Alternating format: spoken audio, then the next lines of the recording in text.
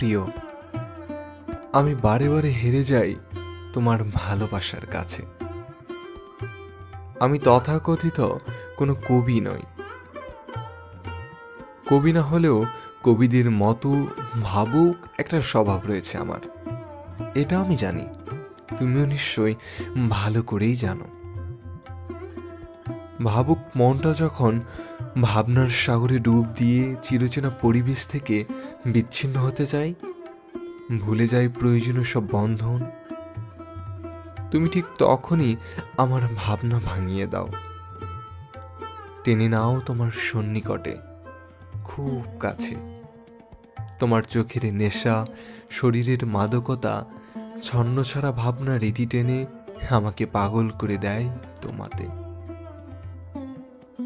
আশ্চর্যের বিষয় কি জানো, আমার ভাবনার সাগর থেকে আমি কোনো সাহিত্য তুলে আনতে পারি না, অথচ তুমি আমার ভাবনা ভেঙে বুকের কাছে টেনে নিলেই আমার কলম চলে, সৃষ্টি হয় সাহিত্যের।